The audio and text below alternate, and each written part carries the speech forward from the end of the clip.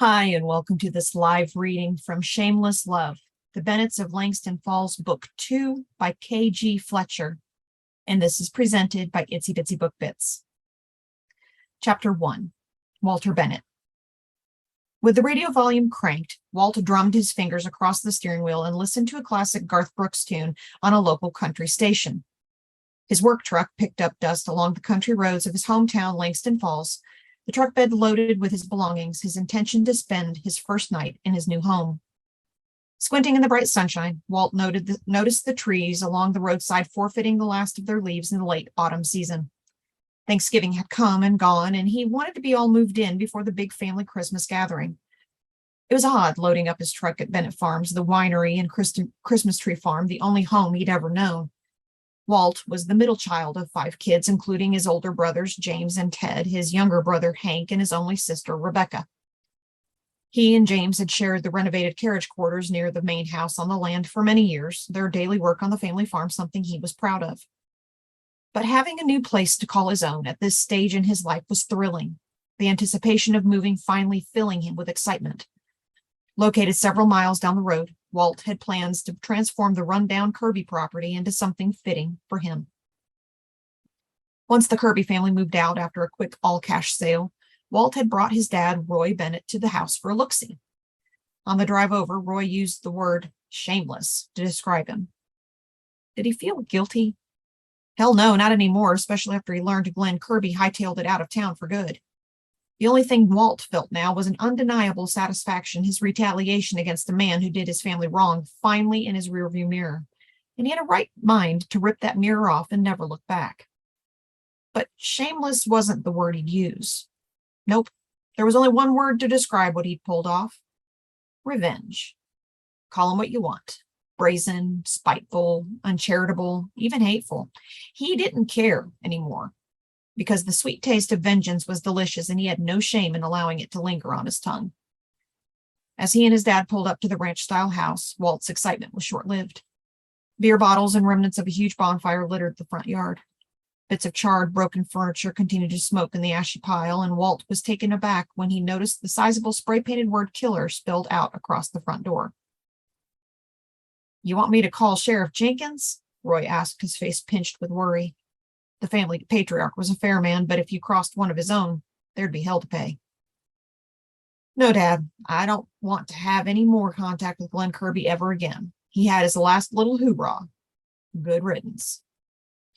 "Well, let's take a look at the inside before you decide. If that son of a bitch trashed the interior, you're going to need to do something about it." "Like what?" Their cowboy boots crunched across the barren front yard, Walt pausing to kick a broken beer bottle out of their path. "I don't know. Press charges? File a restraining order? Yet the locks changed after the local government put the new ownership on the books, right?" "Of course, Dad. The recording happened on the day of funding when I handed over my life savings to Mrs. Kirby's real estate agent and lawyer." They stomped up the worn wooden steps to the front door splattered with blood-red dribbled letters. Walt turned around and scanned the neglected front yard with his hands on his hips. He thought Glenn Kirby must have been drunk out of his mind to pull off such a stunt. His dad was right. If things on the inside looked anything like they did on the outside, he'd have to give Sheriff Jenkins a call. The Bennetts and Kirbys had turned into the fucking Hatfields and McCoys. "Well, come on then. Let's make sure the inside is okay," Roy muttered. Walt stuck his shiny key into the new lock and opened the front door to his first home. Pride bubbled up in his chest as he crossed the threshold, overcome with a territorial satisfaction he'd pulled this thing off. He promised Teddy he'd get rid of Glenn Kirby outright. Stripping the man of his inheritance by taking over his family's house and land was the ultimate price Walt was willing to pay.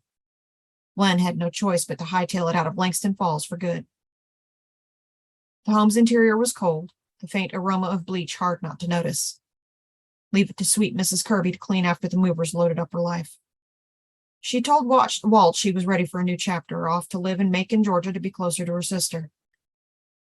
After everything that had happened between their two families, Walt was genuinely happy for the woman, glad she could finally move on after the horror she'd been through, losing her first son, Joe, and watching her other son, Glenn, fall completely apart. Now, if Walt only knew where Glenn had landed. "There's no damage on the inside," Roy announced after scoping out the 3 empty bedrooms and 2 bathrooms. His boots clomped across the original hardwood floors as he took in everything. And she left you the fridge. That's good. One less appliance you're going to have to buy. Walt nodded, his eyes tracing the large family room. A big picture window looked out across a small backyard before the fence line of the apple orchard started. A sly smile unfurled from his lips, knowing Glen Kirby would never see this pretty view again. Roy palmed Walt's shoulder. This place fits you, son. Congratulations. Walt inhaled a deep breath, thankful for his father's blessing. Thanks, Dad. Walt parked his loaded pickup truck on the dirt driveway, eager to move what little possessions he had into his new home. It only took him a few trips to unpack everything. Slamming the liftgate shut with satisfaction, he rested his hands on his denim-clad hips and surveyed his property with pride. He'd cleaned up the beer bottles and bonfire remnants and spent 2 hours scrubbing the red paint off the front door before repainting it a fresh forest green to match the shutters. Brittle leaves littered the drive, and trash he'd collected from Glen's last hurrah sat in a tidy pile by the roadside, ready to be picked up by the local garbage collector. As Walt started up the front steps, ready to unpack and plant roots, he paused and listened. A chilly breeze rustled through the trees, and the loud caw of a single crow called out in the late afternoon. He gripped the back of his neck, his subconscious tickling with his memory with something he'd forgotten in the truck cab. Stomping back to the vehicle, he opened the door and reached across the floorboard, feeling around for the cool metal of his long-barreled shotgun. The weapon was locked and loaded just in case. Resting the gun against his shoulder, he secured his truck and headed toward the house. Although his mood was buoyant, his senses stayed on high alert. This was his property now, and he wasn't about to allow a disgruntled guy like Glen leaving him shaking in his boots. Nope. Quite the opposite. If Glen still had a bone to pick with him or any of Walt's family, he'd be ready. Deep in his thoughts, Walt considered a conversation he had with his brother Ted during their family Thanksgiving gathering when he told him about his home purchase. I did Mrs. Kirby a huge favor so she can keep her son Glen out of jail. Ted scowled, his words catching in his throat. Walt, you didn't? Oh, yes, I did. Walt remembered the feeling of pure satisfaction. The Kirby homestead sale legitimate payback for his brother's astronomical medical bills. But it was more than that. You get what you give, Teddy. I warned Glen Kirby. You mess with the bull, you get the horns. Revenge, Walter? Really? Karma's a bitch. Glen got what was coming to him. Walt had stood his ground, his demeanor smug and his tone turned sinister. Ted became noticeably rattled. I can't think about this right now. How Glen reacted, how you managed to do this in such a short amount of time. What the hell, Walt? Are you trying to get me killed? Walt was taken aback. What? No, I thought you'd be happy about this. Mrs. Kirby is the one who came to me. She wanted to sell her homestead to me. Ted nodded like a bobblehead doll. You do realize you've opened an entire new can of worms, or in this case, a can of whoop-ass. Ted's words echoed in Walt's subconscious as he held the shotgun a little tighter. What if his brother was right, and Walt unintentionally opened up a can of whoop-ass by buying the Kirby property out from under Glen? He was a fool rushing into the notion that Ted's life could somehow be perfect after all he'd been through, especially going into this next chapter with his fiancée Robin by his side. Had he ruined it for Teddy by buying the Kirby homestead outright? God, he didn't want to worry about the possibility something terrible might happen again, that someone like Glen Kirby could be waiting in the shadows ready to strike, prepared to instigate a retaliation of his own. If an outsider came in and stole his family's land out from under them, Walt would go ballistic and do whatever it took to regain it. He realized Glen Kirby probably held the same fervor. Ted had been through so much, serving 5 years behind bars for a crime he didn't commit, and then dealing with the aftermath of Glen's rage. To finally see his big brother happy and healthy again was all that Walt ever wanted. But now, his mind roiled with unmitigated fear. How could he have been so careless, subjecting his family to the potential of more danger? But Walt had already made the deal. The ink on the mortgage papers dry, and his belongings already moved inside. The old Kirby homestead, which included a vibrant apple orchard, was paid for with every last dime Walt had scrimped and saved.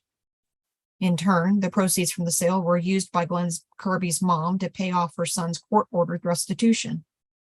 The proceeds from the sale immediately went to Walt's brother Ted to satisfy the ruling. Glenn was ordered to pay for the hospital bills incurred when Ted sustained severe injuries on the night of the harvest hoedown. The dollar amount was close to $250,000. Ted was incapacitated for over a week in a coma from massive blunt trauma to his head and body by the hands of Glenn Kirby and his bullies. The only way for Mrs. Kirby to keep her son out of jail was to pay Ted's hospital bills in full. And the only way to come up with that amount of money she needed was to sell her home and land, Glenn's birthright. Walt had been waiting in the wings for the opportunity, ready to help the lady out, prepared to take Glenn's inheritance right out from under him. Touche, cocksucker. Ted's hospital bills were paid in full thanks to the sale, and now Walt had a place to call his own. Ted would eventually come around and appreciate the gesture, wouldn't he? There was no other choice, and Walt was more than counting on it. Later that evening, the can of soup Walt made for dinner wasn't quite as tasty as the meals his sister Becky made them back at the farm. She was a shining star in their family, her weekly YouTube cooking show blowing up her social media.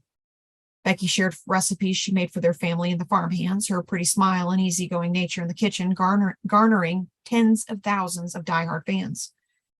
Her show was called The Farmer's Daughter, similar to The Pioneer Woman, featuring Ree Drummond on the Food Network. Walt wouldn't be surprised if Hollywood came calling someday soon, whisking his baby sister off to La La Land. Standing next to the sink, he sipped his soup from a cracked mug and looked out a small window into the dark night. He was thankful he'd installed outdoor light sensors and an interior alarm, not that he was afraid of anything or anyone.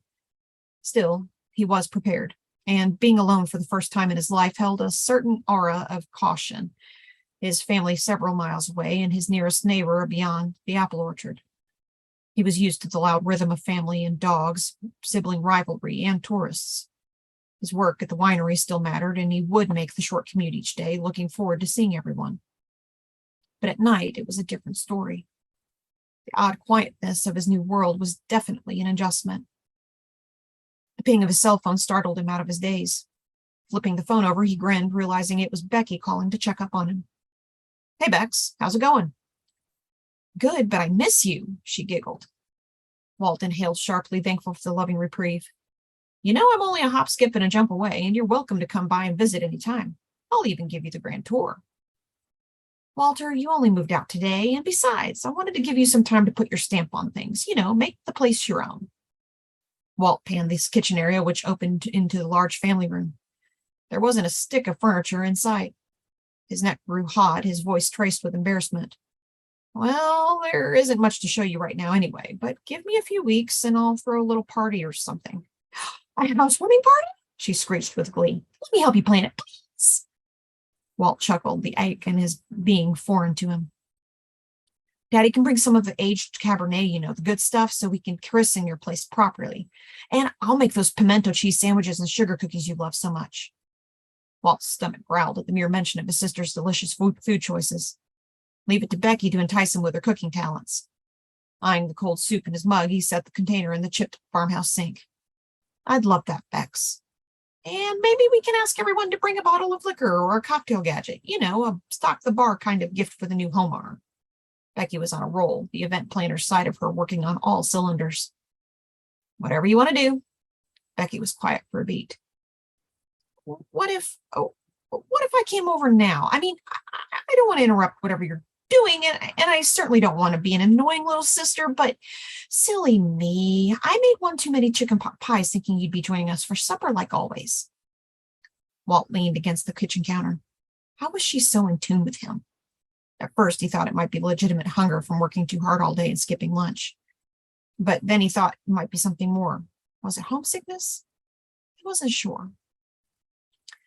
I won't stay long. I'll bring over the pot pie and you can give me the grand tour you mentioned." Walt swallowed hard. He nodded before the words left his mouth. "As a matter of fact, I'd love a visitor right about now."